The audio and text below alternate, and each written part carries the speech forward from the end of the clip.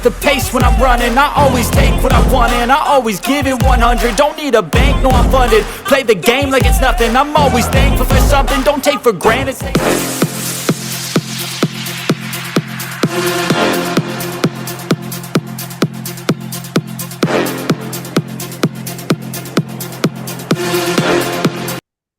Buenas tardes a todos. Hoy tengo el placer de poder entrevistar a una gran deportista que se ha entregado en cuerpo y alma a su deporte durante muchísimos años. Tamara Echegoyen, ¿qué tal? Buenas tardes. Hola, buenas tardes, Andrea, ¿cómo estás? Bueno, pues muy encantada y sobre todo estoy muy ilusionada con esta entrevista porque yo a ti te sigo desde hace muchos años en los Juegos Olímpicos y también en todo lo que has conseguido.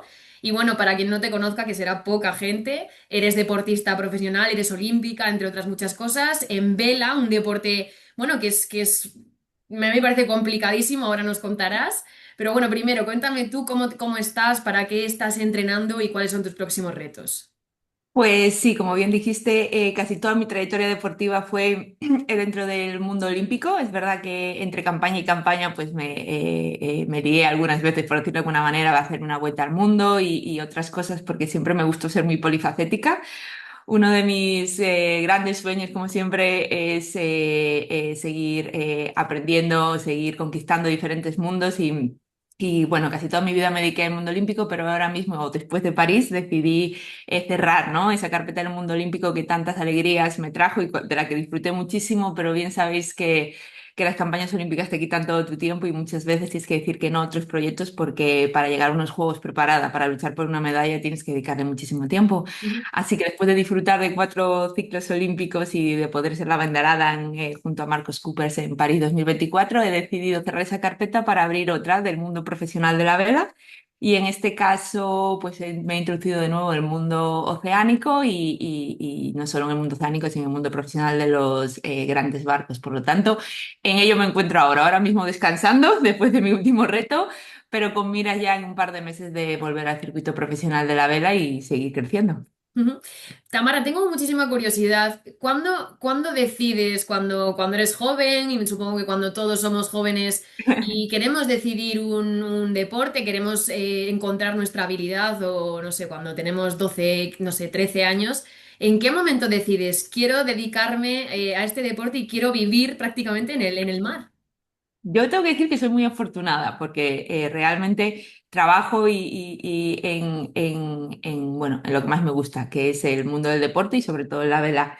Ha sido como, no ha sido nada desde un principio, como hay muchos deportistas que desde que son muy pequeños saben que quieren hacer eso. Yo desde pequeña hice muchísimos deportes, mis padres me introdujeron en el mundo del deporte porque creo que, bueno, es una fábrica de valores y creo que hicieron genial. Hice todos los deportes, pero ciertamente desde que era muy pequeña, empecé con 5 años, tenía una conexión con el mar y no solo lo convertí en mi profesión, sino que siempre fue un ambiente, ¿no? En el que siempre me encontré muy calmada, muy protegida y de que disfruté mucho. Por lo tanto, primero empecé como todos, en clases infantiles, juveniles, ya disfrutándolo como un deporte al uso, más que como un deporte en competición. Siempre estuve compaginándolo con mis estudios, pero es cierto que desde muy pequeña empecé a tener unas habilidades y sobre todo era un deporte que se me daba muy bien, de que disfrutaba mucho.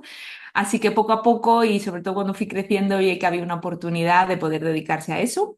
Tengo que decir que cuando era muy pequeña vi unos Juegos Olímpicos los de Barcelona con mi padre y siempre le decía como, yo también quiero estar ahí. No sabía muy bien lo que significaba ni todo el trabajo que conllevaba, pero ciertamente tuve muchos amigos por el camino que me fueron como guiando y liderando a esa carrera profesional del mundo olímpico y al final, pues mira, después de más de 21 años puedo decir que tuve el privilegio de vivirlo y de conseguir cada uno de los objetivos que me planteaba, incluso de otros que no he conseguido, que es parte del deporte, pero fue como una evolución.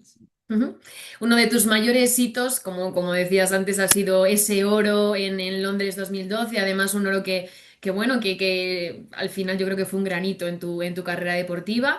Y te quiero hacer varias preguntas respecto a esto. Al final has sido 4 veces olímpica y luego, bueno, has vivido otros momentos espectaculares, pero cuando vas a unos Juegos Olímpicos, imagino que ves un poco también contra quién te enfrentas, quién tienes también y demás, aparte de todos los factores externos que encima tu deporte tiene muchos más aún. Pero ¿vas pensando en quiero ganar el oro olímpico o vas pensando en quiero superar mis marcas? Quiero, no sé, cuéntame un poco esto. Es un poco de todo. Yo creo que al final todos los deportistas, o bueno, en mi caso, esa motivación intrínseca nace de un sueño y evidentemente subirse al alto de un podio, pero claramente empiezas a conocer o te das cuenta de la importancia, ¿no? De incluso estar solo en unos Juegos Olímpicos con el camino, porque al final cuando no tienes conocimiento sobre lo que es, pues necesitas conocer y saber. Estar en unos Juegos Olímpicos es muy complicado en cualquier deporte y para cualquier deportista. Y considero que solo el hecho de estar, o en mi deporte, que no pueden estar todos, sino solo un equipo por país, sino todos los países, es como ya en sí un gran hito. Por lo tanto, para mí llegar a los Juegos de Londres, la dificultad que conllevó estar en unos Juegos Olímpicos, el regalo ya era estar en esos Juegos Olímpicos. Es como un escenario Ujú. internacional del deporte, donde realmente, sobre todo en los deportes que no son tan conocidos como el mío, te conviertes como en el protagonista Un durante una referente, sí. semana o dos. Y ciertamente tienes la sensación de que tu nombre puede llegar a estar un poco en secundario y realmente representas pues como a un gran país y a Claro. un gran equipo de deportistas. Por lo tanto, creo que los Juegos de Londres para mí fue el hecho de poder estar y saber lo difícil que fue conseguir estar y representar a tu país fue para mí el mejor regalo. Evidentemente es una semana o dos de competición que si logras dar tu máximo y estás preparado puedes llegar, como pasó en Londres, a conseguir, ¿no? Esa medalla de oro y realmente poder decir que has cumplido un sueño. Ciertamente he estado en tres Juegos Olímpicos después y tuve pues las dos caras de la moneda del deporte Claro. porque en los dos siguientes perdimos la medalla en el último día de regata, un oro y un bronce y te quedas cuarto, que es justo al final te separa un punto cero o Claro. incluso estar empatados a puntos, pero ciertamente cuando llegas a unos Juegos Olímpicos y con la madurez aprendí que todo y cada uno de los deportistas están preparados para dar su mejor. Y la diferencia entre el primero y el quinto muchas veces son décimas o igual de puntos o un punto y tienes que saber que cuando decides aceptar el reto de luchar por una medalla hay una gran parte que puede ser que no lo consigas o que se te escape y ser lo suficiente valiente para aceptar que esa vulnerabilidad está dentro del deporte y encima lo va a ver todo el mundo y Claro. muchas veces tienes que incluso justificarlo es parte, yo creo, de lo mágico que es poder decir que has estado en unos Juegos Olímpicos y has representado a tu país. Creo que hay un poco de todo y sobre Ujú. todo creo que los deportistas cuando van consiguiendo madurez competitiva saben que hay más que conseguir un resultado deportivo, que hay veces que el final tiene ese logro, ¿no? Esa medalla colgada, pero hay muchas veces que no. Y el valor de haber estado es el mismo, pero muchas veces pues el deporte de alta competición es así y todos sabemos que cuando solo puede ganar uno, o en este caso son tres medallas, para mí lo más importante es saber y respetar a tu adversario porque todos ellos se han preparado de diferente manera, más o menos, pero se han preparado para luchar por esa medalla. Ujú. Me quedo, fíjate, con una cosa que has dicho, bueno, hay muchísimos deportistas que sois protagonistas durante esa semana, porque durante el año no lo sois, desgraciadamente, porque al final en los medios de comunicación solo vemos fútbol, fútbol, fútbol, baloncesto, algún que otro deporte. No digo que nos lo merezcan, pero también los otros deportes merecéis estar en ese foco de vez en cuando. No sé muy bien esto cómo se gestiona la presión de saber que hay mucha gente que de repente somos todos súper aficionados de la gimnasia rítmica, del esquí en los recientes campeonatos o sea, olímpicos de invierno, en el caso de la vela. No sé cómo eso, los deportistas que no estéis tan en el foco en el día a día, lo lleváis o lo gestionáis. Ciertamente hay un punto clave en los Juegos Olímpicos para todos estos deportes, o por lo menos hablo de mi experiencia. Supongo que muchos de los deportistas se pueden sentir identificados con lo que digo, y hay un punto clave que es gestión de la presión, que no tienes en las demás competiciones y solo la tienes una y cada 4 años. Por lo tanto, un componente psicológico está muy grande y afecta claramente al rendimiento a todos los deportistas y es totalmente normal y hay ahí un trabajo psicológico muy grande.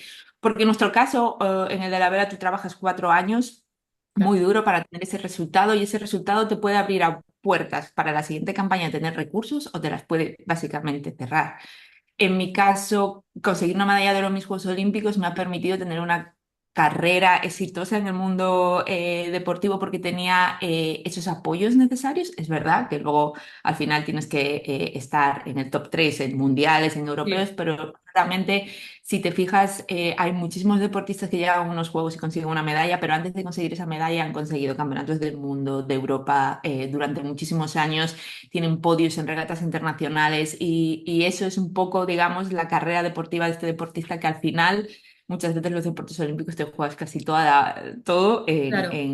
Juegos Olímpicos. Pero ciertamente es algo que tienes que tener presente que también hay que gestionarlo y aparece, por desgracia, solo como cada 4 años y solo lo puedes entrenar in situ en unos Juegos Olímpicos, que Claro. muchas veces siempre deseamos tener la opción de poder entrenarlo antes, pero no, bueno, en mi caso, en mi deporte, no cabe esa posibilidad, ¿no? De gestión de expectativas, de ese gran circo mediático que se crea y que hasta cierto punto crea una presión añadida en los deportistas que muchas veces, si la gestionamos bien, es básicamente confianza que tienen en el hecho de que puedes hacerlo y es positivo, pero hay que gestionarlo.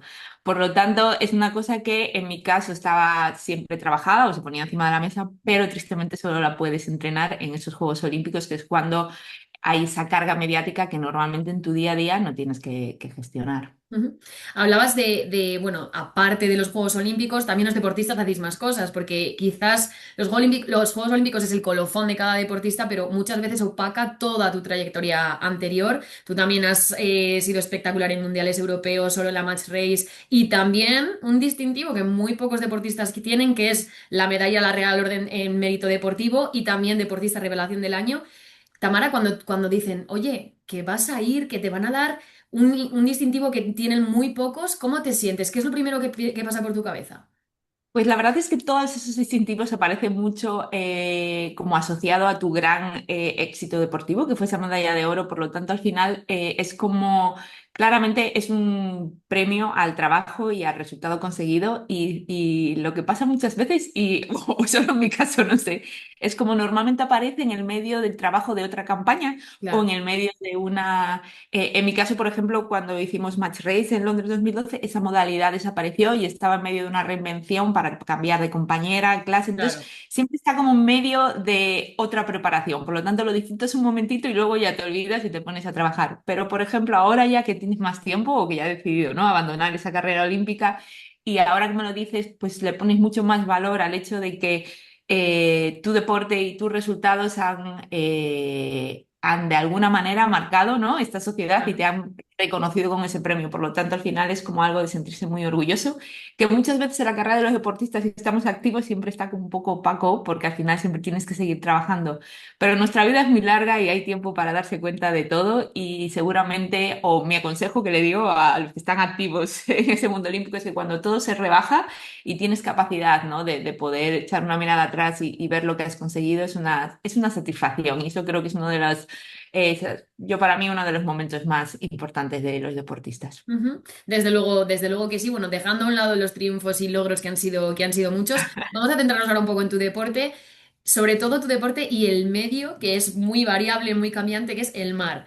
Cuéntame, este deporte, ¿cuáles son las cualidades que tiene que tener un deportista de vela, tanto cuando compites individualmente como cuando compites por equipos, a nivel físico, a nivel mental, cómo os preparáis y sobre todo cuando viene una tempestad, cuando hay viento de cola de cara de todos lados, cuéntame anécdotas, ¿te has caído alguna vez?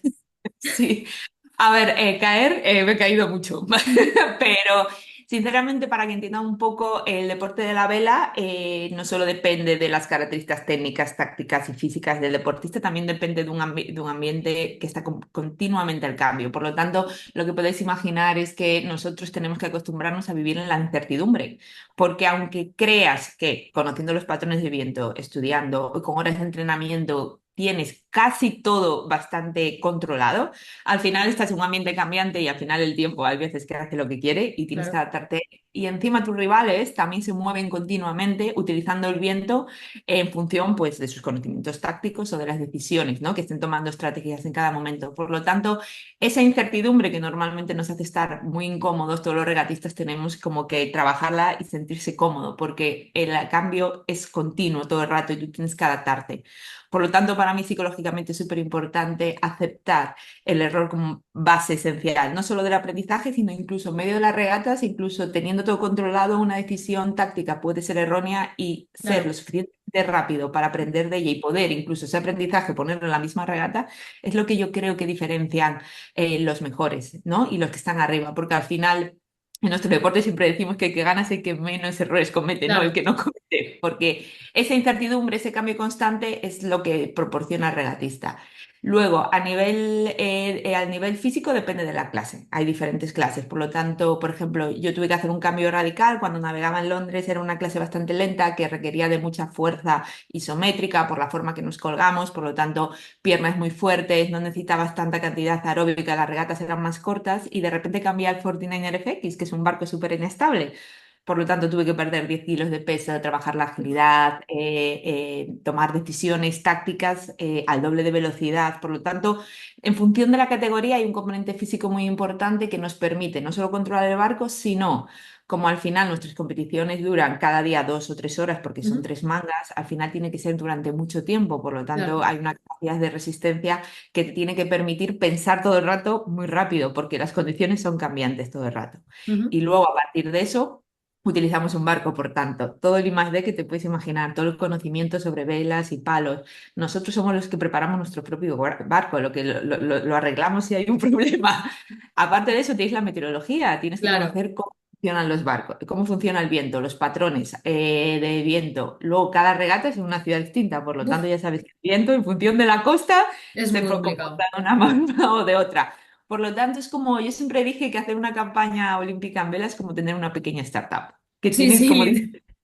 compartimentos y que tienes que ser como especialista en casi todos. Luego, evidentemente, tienes expertos que te ayudan a optimizar, porque al final no puedes ser bueno en todo y tienes que también delegar y hay personas que te pueden ayudar, ¿no? A Ujú. rascar más en cada departamento, pero un regatista en sí tiene que llegar a ser como muy polifacético porque el resultado final no solo depende de un físico o no solo depende de una táctica ni de una estratégica, depende de todo el conjunto. Por lo tanto, por eso muchas veces dicen que la vela es tan complicada, porque realmente lo es. Claro. Y una cosa, Tamara, a nivel económico, ya no te digo si un deportista, un regatista o cualquier modalidad puede ganar muchísimo dinero.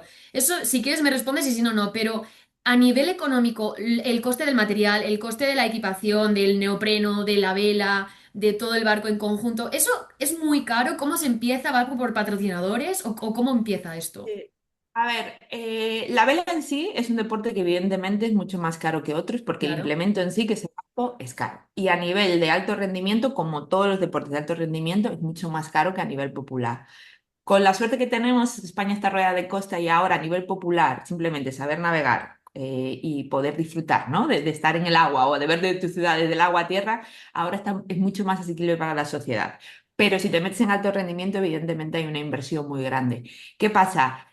Cuando tienes un resultado, tienes un componente de apoyo, ya sea institucional por el Ujú. gobierno, con becas, con el programado, con el Consejo Superior de Deporte, que te ayuda diariamente y hay una inversión grande que te permite no tener que hacerla de tu bolsillo, pero hasta que tienes ese resultado, que básicamente es estar entre los 8 primeros del mundial, hay un componente muy grande de inversión personal, que puede ser a través de patrocinadores, aquellos que tienen suerte, y hay unas veces que tienen que ser De tu bolsillo. personal, personal, de Sí. familia. En mi caso, es por eso te digo que en mi caso llegué a los Juegos Olímpicos de Londres apoyada mayoritariamente por pequeños patrocinadores y mi familia, y a partir de ahí tengo que decir que con mis resultados deportivos he vivido prácticamente de la vela sin ningún problema y encima he tenido patrocinadores que me han dado un plus. Qué bien. Normalmente todos esos plus en mi caso es invertir y invertir en Claro, profesionales que te ayuden a ser mejor regatista y tener más opciones. Luego, pues eso, colaboraciones. Al final, pues si tienes colaboraciones con marcas técnicas que te permitan o que te dan el material de neoprenos, al final es ahorrar. Si no lo tienes, es una inversión y al final esa inversión también es muy cara porque tienes que comprender que hay veces que competimos con condiciones meteorológicas fáciles, pero por ejemplo, imagínate si tienes que entrenar en invierno en tu base, en este caso en el norte de España, los neoprenos que utilizas tienen que ser de calidad, porque tienen que ser cálidos y encima tienen que darte movilidad. Por lo claro. tanto, todo eso constituye un coste. Los inicios son duros. Ahora hay muchísimas más ayudas y ahora, por ejemplo, veo a los jóvenes de la Federación Española de Vela con más recursos, pero ciertamente es un deporte en el que necesitas tener resultados deportivos, primero para que haya un apoyo constitucional y luego para que el patrocinador vea o Claro, le interese poder poner, ¿no? Ese valor. Pero para mí es como los inicios son muy duros y cuando realmente tienes resultados puedes vivir de ello. Pero cuando hablo de resultados es que no te puedes bajar de un podio.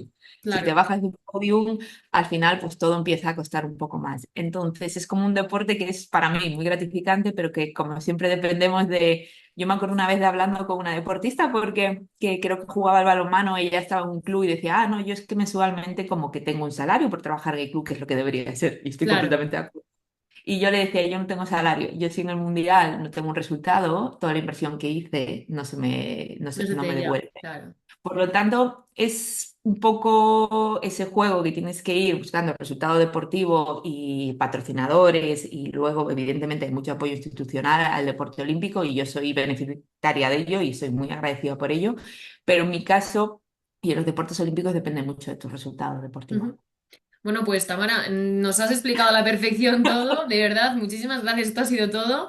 Es un deporte bueno, aparte de lo que vemos, hay muchísimo trasfondo que solo los que lleváis toda la vida en ello, como es tu caso, conocéis.